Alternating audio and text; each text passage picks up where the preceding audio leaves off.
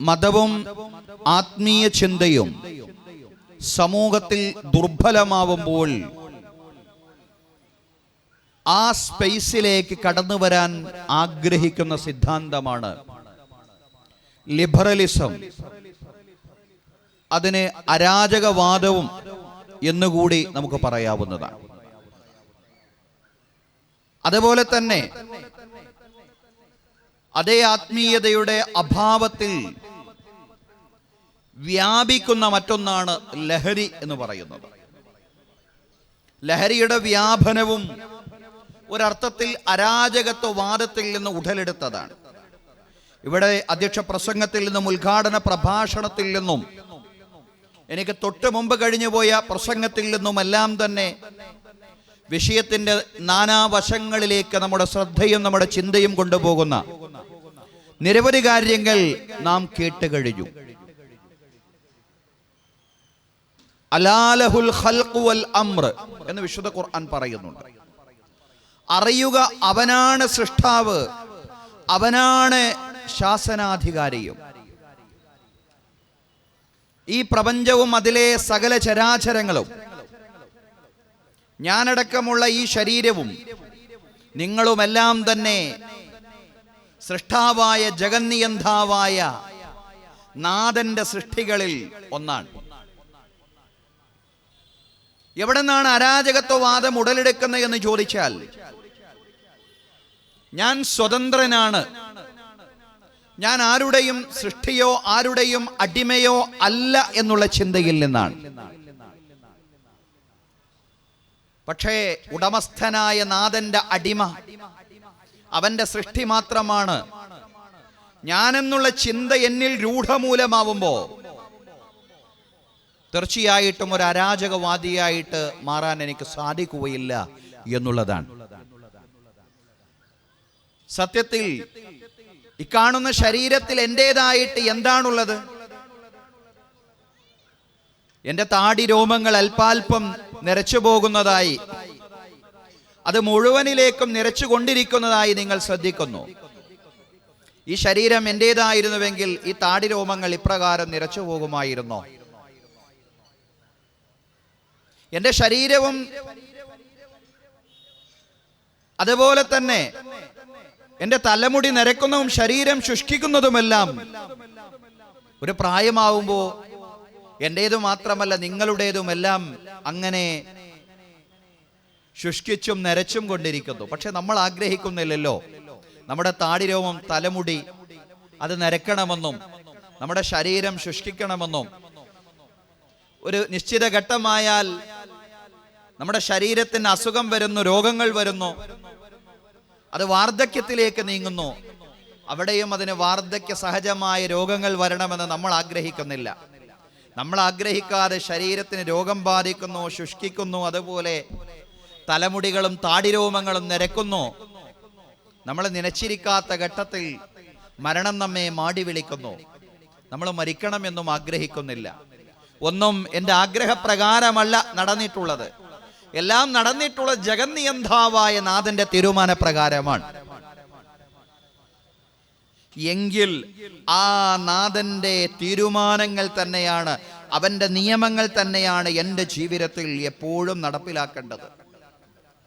അതുകൊണ്ട് ഞാനൊരു ലിബറൽ വാദിയാവാൻ എനിക്കൊരു ന്യായവുമില്ല. ആരാണോ എൻ്റെ ശരീരം സൃഷ്ടിച്ചിട്ടുള്ളത്, ഈ ശരീരം ആരുടെ ഉൽപ്പന്നമാണോ, ആ ജഗന്നിയന്താവിന്റെ യൂസർ മാനുവൽ അനുസരിച്ചുകൊണ്ട് മാത്രമേ ഈ ശരീരം ഉപയോഗിക്കാൻ പാടുള്ളൂ എന്നുള്ളതാണ്. നിങ്ങളുടെയൊക്കെ കയ്യിൽ മൊബൈലുണ്ട്, എൻ്റെ കയ്യിലുമുണ്ട് മൊബൈൽ. ഈ മൊബൈൽ നമ്മൾ ഉപയോഗിച്ചു കൊണ്ടിരിക്കുന്നത് നമ്മുടെ നിയമം അനുസരിച്ചല്ല, മറിച്ച് ഈ മൊബൈലിനൊരു യൂസർ മാനുവൽ ഉണ്ട്. അതെങ്ങനെ ഉപയോഗിക്കണം ആ മൊബൈൽ കമ്പനിയാണ് തീരുമാനിക്കുന്നത്, ഇതെങ്ങനെ ഉപയോഗിക്കണം എന്ന്. അങ്ങനെയാണ് നമ്മുടെ വീട്ടിൽ TV ഉണ്ടാകും. ആ TV എങ്ങനെ പ്രവർത്തിക്കണം, എങ്ങനെ പ്രവർത്തിപ്പിക്കണം എന്ന് തീരുമാനിക്കുന്നത് ആ TV ആരാണോ നിർമ്മിച്ചിട്ടുള്ളത്, ആ ഉൽപ്പന്നം ആരാണോ നിർമ്മിച്ചിട്ടുള്ളത്, അതിന്റെ നിർമ്മാതാവാണ്.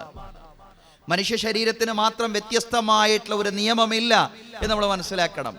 ഈ മനുഷ്യ ശരീരം ആരാണോ നിർമ്മിച്ചിട്ടുള്ളത്, ആ നിർമ്മാതാവിന്റെ നിയമം അനുസരിച്ചാണ് ഈ ശരീരം മുന്നോട്ട് നീങ്ങേണ്ടത്.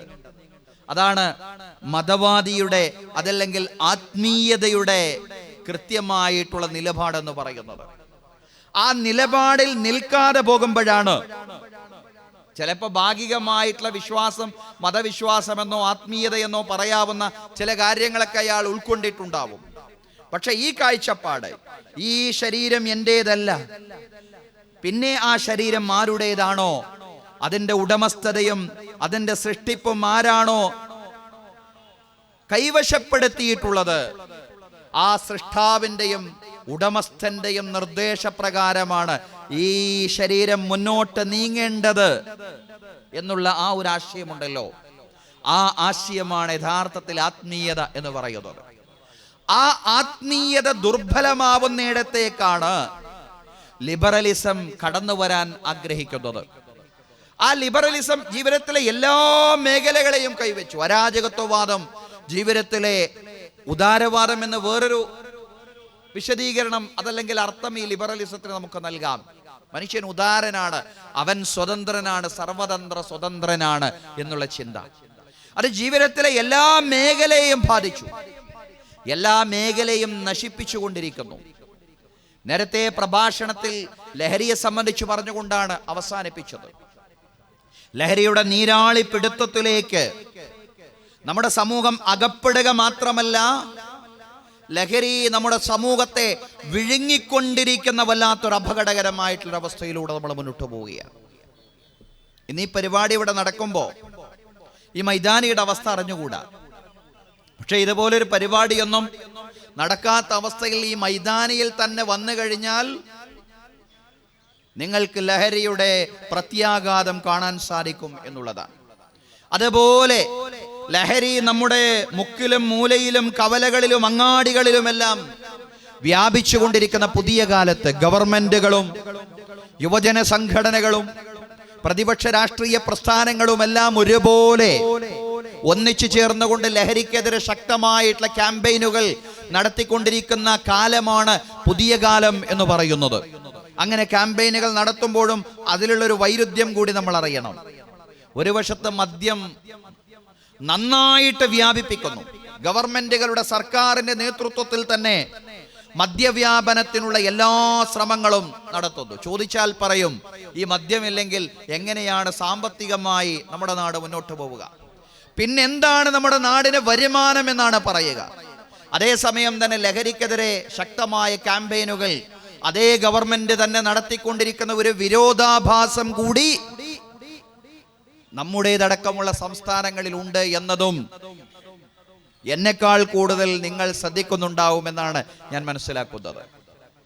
ഏതായാലും കഴിഞ്ഞ വർഷത്തിനേക്കാൾ കൂടുതൽ 19% എന്ന് ഒരു ദൃശ്യമാധ്യമത്തിൽ നിന്ന് എനിക്ക് കേൾക്കാനിടയായി.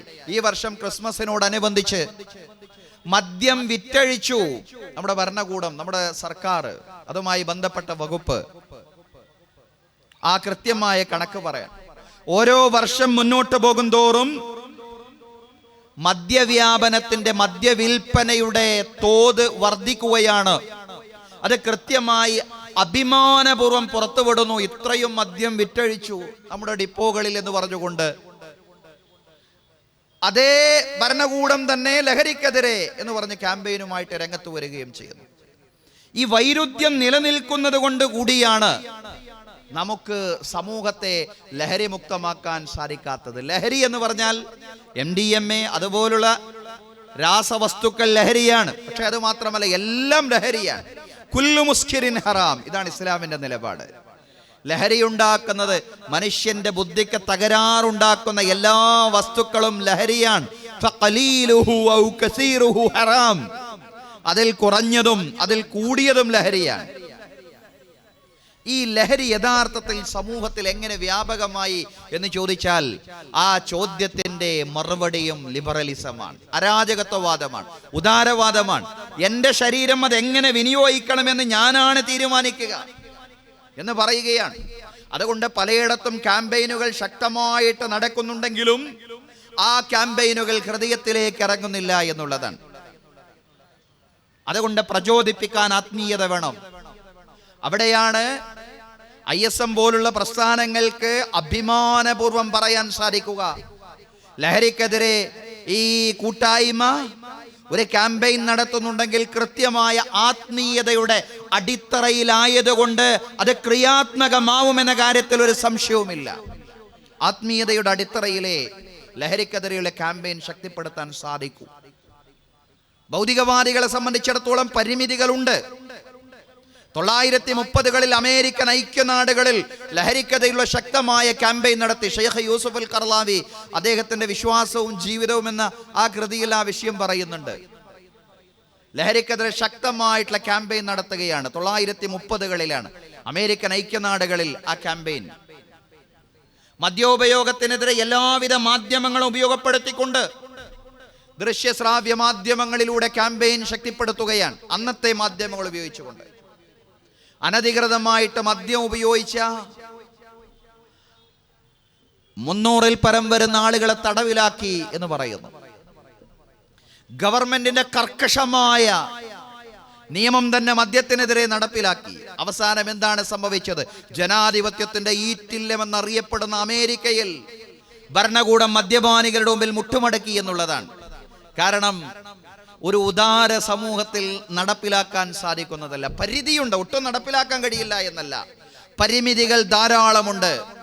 അത് ക്രിയാത്മകമാക്കണമെങ്കിൽ, അത് വിജയിപ്പിക്കണമെങ്കിൽ ആത്മീയതയുടെ പിൻബലം കൂടുതൽ അനിവാര്യമാണ് എന്നുള്ളതാണ്.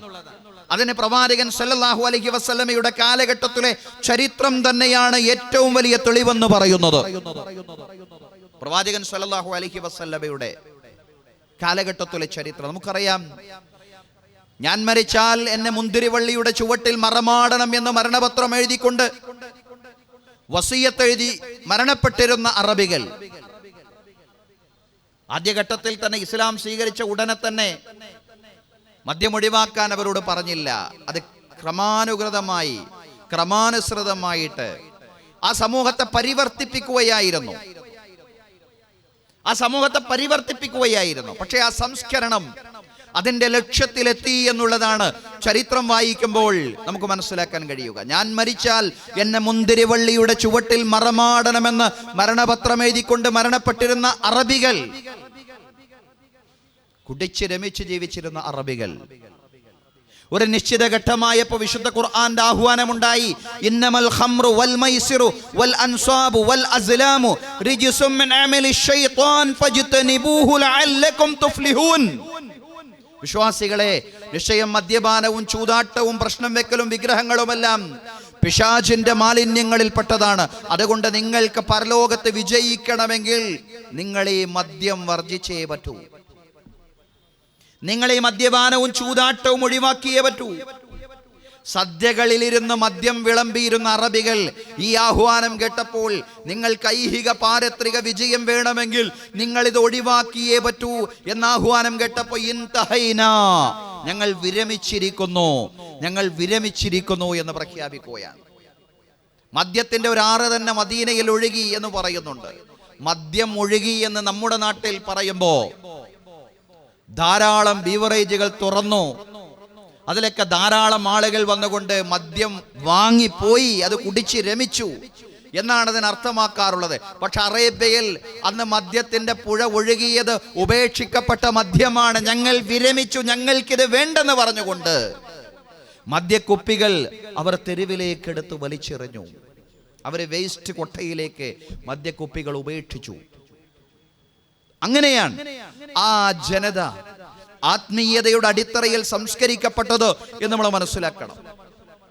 ഈ ആത്മീയതയുടെ അഭാവമാണ് യഥാർത്ഥത്തിൽ സംസ്കരണ മേഖലയിൽ ഇന്ന് ലോകം അഭിമുഖീകരിക്കുന്ന ഏറ്റവും വലിയ പ്രതിസന്ധി എന്ന് പറയുന്നത്. ഒന്ന്, ലഹരിയുടെ വ്യാപനം.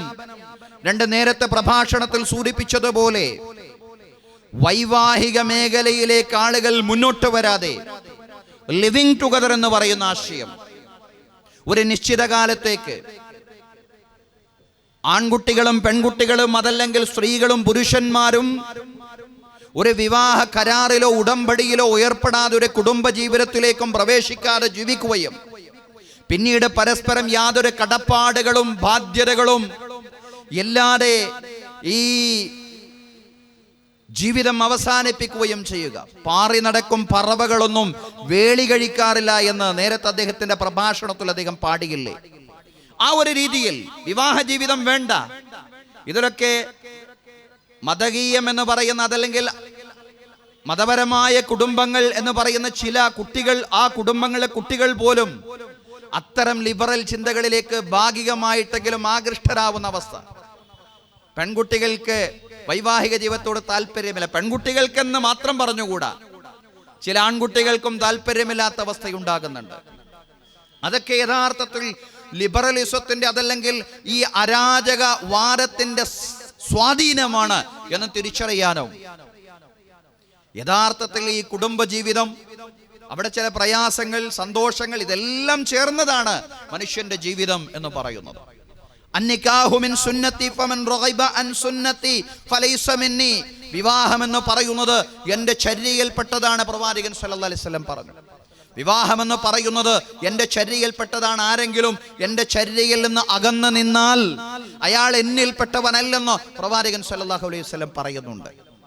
പ്രവാചകന്റെ ആത്മീയ ജീവിതത്തിലും പ്രവാചകന്റെ പൊതുജീവിതത്തിലും ആകൃഷ്ടരായ ഒരു സമൂഹം പ്രവാചകന്റെ കുടുംബജീവിതം എങ്ങനെയെന്ന് പഠിക്കാൻ വേണ്ടി പ്രവാചക ഭവനത്തിലേക്ക് വരുന്ന ചരിത്രം പറയുന്നുണ്ട് ഹദീസ് കൃതികളിൽ.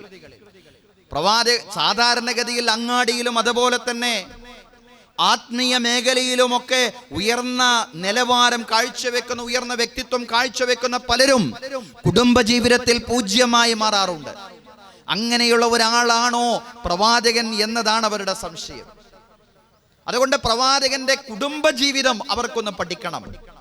പക്ഷെ പ്രവാചകന്റെ ജീവിതം സന്തുലിതമായിരുന്നു. വ്യക്തിജീവിതത്തിലും ആത്മീയ ജീവിതത്തിലും പൊതുജീവിതത്തിലും എത്രമാത്രം ഭംഗിയുള്ളതായിരുന്നോ, സന്തുലിതമായിരുന്നോ, മനോഹരമായിരുന്നതോ, ആകർഷകമായിരുന്നോ, അതുപോലെ ആകർഷകമായിരുന്നോ, അതുപോലെ മാതൃകാപരമായിരുന്നു പ്രവാചകൻ സല്ലല്ലാഹു അലൈഹി വസല്ലമയുടെ കുടുംബജീവിതം. ആരാണ് സാക്ഷ്യപ്പെടുത്തുന്ന? പ്രവാചക പത്നിമാർ. കാന ഖുലുഖുഹു ഖുർആന. റസൂലുള്ളാഹി സ്വല്ലല്ലാഹു അലൈഹി വസല്ലമയുടെ ഞങ്ങളോടുള്ള പെരുമാറ്റം ഖുർആനാണ്. ഖുർആനു യംശി അലൽ അർദ്. ഭൂമിയിലൂടെ നടക്കുന്ന ഖുർആനാണ് പ്രവാചകൻ സല്ലല്ലാഹു അലൈഹി വസല്ലം. ആധുനിക സമൂഹം ലിബറലിസത്തിലേക്കും അരാജകവാദത്തിലേക്കും, അതല്ലെങ്കിൽ ഞങ്ങൾക്ക് വിവാഹം വേണ്ട എന്ന ചിന്താഗതിയിലേക്കുമൊക്കെ ആകൃഷ്ടരായി പോകുന്നുവെങ്കിൽ ഒരു വേള നമ്മൾ മുതിർന്നവരും അതിന് കുറ്റക്കാരാണ്. നമ്മുടെ ജീവിതമാണ് അവർ കാണുന്നത്. നമ്മൾ പ്രവാചകനെ കുറിച്ച് പറയുന്നു, മഹത്തുക്കളെ സംബന്ധിച്ച് നമ്മൾ വാനോളം പ്രസംഗിക്കുന്നു. പക്ഷേ ആ ജീവിതം പകർത്തുവാൻ പലപ്പോഴും നമുക്ക് സാധ്യമാവുന്നില്ല. അതുകൊണ്ട് മാതാപിതാക്കളുടെ ജീവിതം മക്കൾ കാണുന്നു. അതതിൻ്റെ ഒരു കാരണമാണ്. പല കാരണങ്ങളിൽ ഒന്നായിട്ട് അതിനെ നമ്മൾ വിലയിരുത്തണം. അതുകൊണ്ട് നമ്മൾ കുടുംബത്തിന്റെ മുമ്പിൽ, നമ്മുടെ മക്കളുടെ മുമ്പിലാണ് ജീവിക്കുന്നത് എന്ന ബോധത്തോടു കൂടി മുന്നോട്ട് പോവാൻ ദമ്പതിമാർക്കും സാധ്യമാവണം. പരസ്പരം അവകാശങ്ങൾ മാത്രമല്ല, ബാധ്യതകൾ കൂടിയുള്ളവരാണ് നമ്മൾ. വമിൻ ആയാതിഹി അൻ ഖലഖലകും മിൻ അൻഫുസികും അസ്വാജൻ ലിതസ്കുനൂ ഇലൈഹാ വജഅല ബൈനകും മവദ്ദതൻ വറഹ്മ ഇന്ന ഫീ ദാലിക ലആയാതിൻ ലിഖൗമി യതഫക്കറൂൻ. മനോഹരമായ കുടുംബ കാഴ്ചപ്പാടാണ് വിശുദ്ധ ഖുർആനിലൂടെ അല്ലാഹു തആല അവതരിപ്പിക്കുന്നത്. ബലിഷ്ഠമായ ഒരു കരാറാണ് വിവാഹം എന്ന് പറയാം ഖുർആൻ. അള്ളാഹുവിന്റെ വലിയ ദൃഷ്ടാന്തമാണ് നിങ്ങളെ ഇണകളായി പടച്ചു എന്നുള്ളത്. അൻ ഖലഖലകും മിൻ അൻഫുസികും അസ്വാജ. നിങ്ങൾക്ക് നിങ്ങളിൽ തന്നെ ഇണകളെ പടച്ചു എന്നുള്ളത് അള്ളാഹുവിന്റെ വലിയ ദൃഷ്ടാന്തമാണ്. ലിതസ്കുനൂ ഇലൈഹാ, നിങ്ങൾക്ക് സമാധാനം ഉണ്ടാവുന്നതിന് വേണ്ടി. വജഅല ബൈനകും മവദ്ദതൻ വറഹ്മ, നിങ്ങൾക്കിടയിൽ സ്നേഹവും കാരുണ്യവും ആ ജഗന്നിയന്താവായ നാഥൻ നിക്ഷേപിച്ചിരിക്കുന്നു. ഇന്ന ഫീ ദാലിക ലആയാതിൻ ലിഖൗമി യതഫക്കറൂൻ. ചിന്തിക്കുന്ന ആളുകൾക്ക് ഇതിലൊക്കെ വലിയ ദൃഷ്ടാന്തമാണുള്ളത്. അതുകൊണ്ട് അരാജകത്വ ലിബറൽ വാദങ്ങൾ സമൂഹത്തിൽ വ്യാപിക്കുമ്പോൾ അതിന് ബദലായി ദൈവികമായ ഒരു സ്ഥാപനം എന്ന അർത്ഥത്തിൽ, ആത്മീയമായ ഒരു സ്ഥാപനം എന്ന അർത്ഥത്തിൽ കുടുംബത്തെ ജനങ്ങളുടെ മുമ്പിൽ, ജനകോടികളുടെ മുമ്പിൽ പരിചയപ്പെടുത്തുക എന്ന ചരിത്രപരമായ ബാധ്യതയാണ് സഹോദരങ്ങളെ, സഹോദരിമാരെ നമുക്ക് നിർവഹിക്കാനുള്ളത്. ആത്മീയതയുടെ അടിത്തറയിൽ വ്യക്തിജീവിതം വികസിക്കുമ്പോൾ അവിടെ ലഹരിക്കെതിരെ എഴുന്നേറ്റ് നിൽക്കുവാനും ലഹരിക്കെതിരെ എഴുന്നേറ്റ് നിൽക്കുകയും ലഹരിയിൽ നിന്ന് സമൂഹത്തെ അകറ്റുകയും ബോധവൽക്കരിക്കുകയും ചെയ്യുക എന്ന ദൗത്യം നിർവഹിക്കുവാൻ നമുക്ക് സാധിക്കും എന്നുള്ളതാണ്. മഹാനായ അലി ഇബ്നു അബീ ത്വാലിബ് റളിയല്ലാഹു അൻഹു പറയാറുണ്ടായിരുന്നു, ഒരു മദ്യചഷകം ഒരു മരത്തിന്റെ ചുവട്ടിൽ ഒഴിച്ചാൽ ആ മരത്തിൽ നിന്ന് വരുന്ന പഴം പോലും കഴിക്കുന്നത് എനിക്ക് ഇഷ്ടമില്ല. ആ മരത്തിലെ പഴം ഞാൻ കഴിക്കില്ല. അത്രമാത്രം ലഹരി വിരുദ്ധമായിട്ടുള്ള ഒരു ദർശനത്തെയാണ് വിശുദ്ധ ഖുർആൻ അതല്ലെങ്കിൽ ഇസ്ലാം ലോകത്തിന്റെ മുമ്പിൽ അവതരിപ്പിക്കുന്നത് എന്ന് നമ്മൾ മനസ്സിലാക്കേണ്ടതുണ്ട് സഹോദരങ്ങളെ. ആ ഇസ്ലാമിന്റെ ആത്മീയത ലഹരിക്കെതിരെ ശക്തമായിട്ട് നിലനിൽക്കുന്നതും കുടുംബത്തിന്റെ മനോഹാരിത ലോകത്തിന്റെ മുമ്പിൽ അനാവരണം ചെയ്യുന്നതുമാണ്. അതാണ് വമിൻ ആയാതിഹി അൻ ഖലഖ ലക്കും മിൻ അൻഫുസികും അസ്വാജൻ ലിതസ്കുനൂ ഇലൈഹ, നിങ്ങൾക്ക് സമാധാനമുണ്ടാവുന്നതിന് വേണ്ടിയാണ് കുടുംബം എന്ന് വിശുദ്ധ ഖുർആൻ പറഞ്ഞത്. വജഅല ബൈനകും മവദ്ദതൻ വറഹ്മ, നിങ്ങൾക്കിടയിൽ സ്നേഹവും കാരുണ്യവും ദൈവം തമ്പുരാൻ അല്ലാഹു നിക്ഷേപിച്ചിരിക്കുന്നു. ദൈവികമായ അല്ലാഹു നൽകിയ സ്ഥാപനമാണ് കുടുംബം എന്ന് പറയുന്നത്. എൻ്റെ ജീവിതത്തിൽ ഇണയായിട്ട് ഒരാൾ കടന്നു വന്നിട്ടുണ്ടെങ്കിൽ അത് ഞാൻ തീരുമാനിച്ചതല്ല, ജഗന്നിയന്താവായ പടച്ചവൻ എന്നോ തീരുമാനിച്ചു വെച്ചതാണ്. അവന്റെ തീരുമാനപ്രകാരമാണ് ആ കുടുംബം സ്ഥാപിതമായിട്ടുള്ളത്. ഫലസ്തീനിൽ നിന്നുള്ള ഒരു ചരിത്രം കേട്ടിട്ടുണ്ട്. റമീല ഔദ എന്ന് പറയുന്ന ഒരു പെൺകുട്ടി, അവരെയും അവരുടെ ഭർത്താവിനെയും ഇസ്രയേൽ കിങ്കരന്മാര് അതിക്രൂരമായിട്ട് പീഡിപ്പിക്കാൻ വേണ്ടി തുരങ്കത്തിലേക്ക് കൊണ്ടുപോവുകയാണ്. ഇസ്രയേലിന്റെ തുരങ്ക പാളയത്തിലേക്ക് റമീല ഔദയും ഭർത്താവിനെയും കൊണ്ടുപോയി. റമീല ഔദയെ ക്രൂരമായ പീഡനങ്ങൾക്കിരയാക്കി. അവരുടെ ഗർഭപാത്രം പോലും നശിപ്പിച്ചുകൊണ്ടാണ് അവരെ തിരിച്ചുവിടുന്നത്. ഒന്നിനും കൊള്ളാത്ത അങ്ങേയറ്റം അനാരോഗ്യകരമായ ശാരീരികമായിട്ടൊരു ശേഷിയുമില്ലാത്തൊരവസ്ഥയിൽ അവര് വിമോചിപ്പിക്കപ്പെടുന്നുണ്ട്. ഇസ്രയേൽ കിങ്കരന്മാരവരെ ഒഴിവാക്കുന്നുണ്ട്. വിമോചിപ്പിക്കുക എന്ന് പറഞ്ഞുകൂടാ, എല്ലാം നശിപ്പിച്ചുകൊണ്ട് ഒഴിവാക്കുന്നുണ്ട്. ഒന്നിനും കൊള്ളാത്ത അവസ്ഥയിൽ അവര് തിരിച്ചു വന്നു. അവരുടെ ഭർത്താവ്, അവരുടെ പ്രിയതമൻ തിരിച്ചു വന്നിട്ടില്ല. പക്ഷേ തിരിച്ചു വരുമെന്നുള്ള പ്രതീക്ഷയാണ്. എങ്ങനെ തിരിച്ചു വരും? ആരോഗ്യത്തോടു കൂടി ആ ചെറുപ്പക്കാരൻ ഇസ്രയേൽ തുരങ്കത്തിൽ നിന്ന് തിരിച്ചു വരുമെന്ന് ആ പെൺകുട്ടിക്ക് പ്രതീക്ഷയില്ല. അങ്ങനെ തിരിച്ചു വരുന്നില്ലല്ലോ. എല്ലാ ശേഷിയും നശിച്ചുകൊണ്ട് തന്നെയായിരിക്കും അയാളും തിരിച്ചു വരിക. അപ്പോഴും റമീല ഔദയുടെ ഒരു ഗദ്ഗദം, ഒരു പ്രാർത്ഥനയുടെ രൂപത്തിൽ തൊട്ടടുത്തിരിക്കുന്ന ആളുകൾ കേൾക്കുകയാണ്, എൻ്റെ പ്രിയതമനോടൊപ്പം ഇനിയും ധാരാളം കാലം മുന്നോട്ട് പോവാൻ നാഥാ എന്നെ നീ തുണയ്ക്കണമേ. കേട്ടിരിക്കുന്ന ആളുകൾ ചിന്തിച്ചിട്ടുണ്ടാവും, എന്തിനാണ് ഈ പെൺകുട്ടിക്ക് ഈ പറയുന്ന ഭർത്താവിനെ? അയാൾ ഒരു ശേഷിയുമില്ലാതെയാണ് തിരിച്ചു വരാൻ പോകുന്നത്. ഈ പെൺകുട്ടിയാണെങ്കിലോ അവർക്കും ഒരു ശേഷിയുമില്ല. അങ്ങേയറ്റം അവശമായ അവസ്ഥയിൽ എന്തിനാണ് ഇനി ഇവർക്കൊരു ജീവിതം? പക്ഷേ ഇത് അല്ലാഹു തആല നിക്ഷേപിച്ചതാണ്. വജഅല ബൈനകും മവദ്ദതൻ വറഹ്മ, ഇത് ജഗന്നിയന്താവായ നാഥൻ നിശ്ചയിച്ചിട്ടുള്ള സ്നേഹവും കാരുണ്യവുമാണ്. അതാണ് കുടുംബത്തിലെ സ്നേഹം, കാരുണ്യം എന്ന് പറയുന്നത്. ഈ സ്നേഹവും കാരുണ്യവും നിലനിർത്തിക്കൊണ്ട് പരസ്പരം അവകാശ ബാധ്യതകൾ പൂർത്തീകരിച്ചുകൊണ്ട് മുന്നോട്ട് പോവാൻ നമുക്ക് സാധ്യമാവണം. അതിന് സാധ്യമാവുന്നുണ്ടോ പരീക്ഷിക്കുകയാണ്, നോക്കുകയാണ്, നിരീക്ഷിക്കുകയാണ്. ആരാണ് നോക്കുന്നത്? നമ്മുടെ മക്കൾ നോക്കുന്നുണ്ട്, നമ്മുടെ സന്താനങ്ങൾ നോക്കുന്നുണ്ട്. അതുകൊണ്ട് സന്താനങ്ങളെ പരിപാലിക്കുമ്പോൾ അവർക്ക് നല്ല മാതൃകകൾ നൽകുക എന്നത് നമ്മുടെ ബാധ്യതയാണ്. അയ്യുമംറഅത്തിൻ മാതത് വസൗജുഹാ അൻഹാ റാളിൻ ദഖലത്തിൽ ജന്ന, പ്രവാചകൻ സല്ലല്ലാഹു അലൈഹി വസല്ലം പറയുന്നുണ്ട്, ഏത് സ്ത്രീയാണ് മരണപ്പെട്ടത്, അതല്ലെങ്കിൽ ഏത് പുരുഷനാണ് മരിച്ചത് എന്നതിന്റെ വേറൊരു വിശദീകരണം നമുക്ക് നൽകാം. അവരുടെ ഇണയുടെ മുമ്പേ മരിച്ചുപോയി, പക്ഷെ അവരുടെ ഇണയ്ക്ക് അവരെ സംബന്ധിച്ച് പൂർണ്ണ തൃപ്തിയായിരുന്നു. അത് മാത്രം മതി അവരെ സ്വർഗത്തിൽ പ്രവേശിക്കാൻ. അത് മാത്രം മതി. അത് സ്വർഗത്തിലേക്കുള്ള അവരുടെ മൂലധനമാണ്, പ്രവാചകൻ സല്ലല്ലാഹു അലൈഹി വസല്ലം പറയാണ്.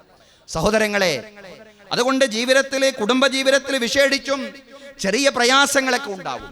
ആ പ്രയാസങ്ങൾ പരസ്പരം പൊരുത്തപ്പെട്ടുകൊണ്ട് പരസ്പരം അങ്ങോട്ടും ഇങ്ങോട്ടും വിട്ടുവീഴ്ച ചെയ്തുകൊണ്ട് മുന്നോട്ട് പോവുക.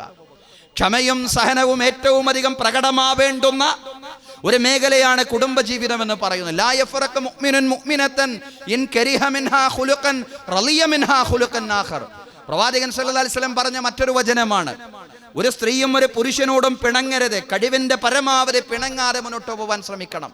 അവരുടെ ഏതെങ്കിലും ഒരു സ്വഭാവം നിങ്ങൾക്ക് അരുചികരമായി, പ്രയാസകരമായി തോന്നുന്നുവെങ്കിൽ അവരിൽ നിങ്ങൾ ആകർഷിക്കുന്ന എത്രയോ പെരുമാറ്റങ്ങൾ അവർക്കുണ്ട്, ആകർഷണീയമായ എത്രയോ നല്ല മാതൃകകൾ അവരെ സംബന്ധിച്ച് നിരീക്ഷിക്കുമ്പോൾ, അവരെ കുറിച്ച് പഠിക്കുമ്പോൾ നിങ്ങൾക്ക് കാണാൻ സാധിക്കും.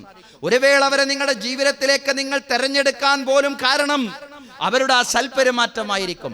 ആ സൽപെരുമാറ്റത്തിന് മുൻഗണന നൽകിക്കൊണ്ട് എന്തെങ്കിലും പ്രയാസങ്ങൾ ജീവിതത്തിൽ ഉണ്ടായാൽ ക്ഷമിച്ചും സഹിച്ചും പുറത്തും മുന്നോട്ട് പോവാൻ കുടുംബങ്ങൾക്ക്, ഭാര്യ ഭർത്താക്കന്മാർക്ക് സാധ്യമാവണം.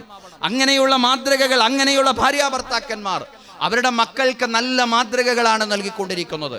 അത്തരത്തിലുള്ള നല്ല മാതൃകകൾ വിശേഷിച്ചും ഈ കാലഘട്ടത്തിൽ നമുക്ക് നൽകാൻ സാധ്യമാവാതെ പോകുമ്പോൾ കുടുംബജീവിതത്തോട് ഒരു വിരക്തിയും അതൊരു ബാധ്യതയാണെന്നുള്ള ചിന്തയും ചിലപ്പോൾ നമ്മുടെ മക്കളിലും ഉത്ഭവിച്ചു കൂടായികയില്ല. അതിന് പല കാരണങ്ങളും ഉണ്ടെങ്കിൽ അതിൻ്റെ ഒരു കാരണം നമ്മൾ കൂടിയാവും എന്നുള്ള തിരിച്ചറിവ്. അതുകൊണ്ട് ലിബറൽ വാദത്തിലേക്ക്, അരാജക വാദത്തിലേക്ക് സമൂഹം തെന്നിമാറാതിരിക്കണമെങ്കിൽ ആത്മീയതയുടെയും ദീനിന്റെയും അടിത്തറയുള്ള നല്ല ജീവിതം, മാതൃകാ ജീവിതം വളരെ സൂക്ഷ്മതയോടുകൂടി നയിക്കാൻ നമുക്ക് സാധ്യമാവണം. ജഗന്നിയന്താവായ നാഥൻ അത്തരം മാതൃകകൾ കാഴ്ചവെക്കുന്ന യഥാർത്ഥ വിശ്വാസികളിൽ, യഥാർത്ഥ ദൈവഭക്തരിൽ നമ്മെ എല്ലാവരെയും ഉൾപ്പെടുത്തി അനുഗ്രഹിക്കുമാറാവട്ടെ. അരാജകത്വത്തിൽ നിന്നും ലിബറൽ സിദ്ധാന്തങ്ങളിൽ നിന്നും സമൂഹത്തെ, വിശ്വാസികളെ എല്ലാവരെയും അല്ലാഹു തആല രക്ഷപ്പെടുത്തി അനുഗ്രഹിക്കുമാറാവട്ടെ. ലഹരിയിൽ നിന്ന് സമൂഹത്തെ വിമോചിപ്പിക്കുവാൻ, അത്തരം പ്രബോധന വിമോചന പ്രവർത്തനങ്ങൾക്ക് നേതൃത്വം കൊടുക്കുവാൻ ഒരു ദിവസം കൊണ്ട് നമുക്ക് മോചിപ്പിക്കാൻ കഴിയുന്നതല്ല അരാജകവാദമോ ലഹരിയോ എന്നൊന്നും പറയുന്നത്. മറിച്ച് കഠിനമായ പരിശ്രമങ്ങൾ നിരന്തരമായി സമൂഹത്തിൽ ഉണ്ടാകുമ്പോഴാണ് ഒരു മെഴുകുതിരിയെങ്കിലും കത്തിച്ചു വെക്കാൻ നമുക്ക് സാധ്യമാവുക എന്ന ചിന്തയോടുകൂടി നമ്മൾ പ്രവർത്തിക്കണം എന്നുള്ളതാണ്. ജഗന്നിയന്താവായ നാഥൻ നമ്മുടെ പ്രവർത്തനങ്ങളെ സ്വീകരിക്കട്ടെ എന്ന് പറഞ്ഞുകൊണ്ട് ഈ പരിപാടിയിൽ ചില കൊച്ചുവാക്കുകൾ പറയാൻ എനിക്ക് കൂടി അവസരം നൽകിയ ISMന്റെ ഭാരവാഹികൾക്ക് എല്ലാവിധ ഭാവുകങ്ങളും നേരുന്നു. നന്ദി, നമസ്കാരം. അസ്സലാമു അലൈക്കും വറഹ്മത്തുള്ളാഹി വബറകാതുഹു.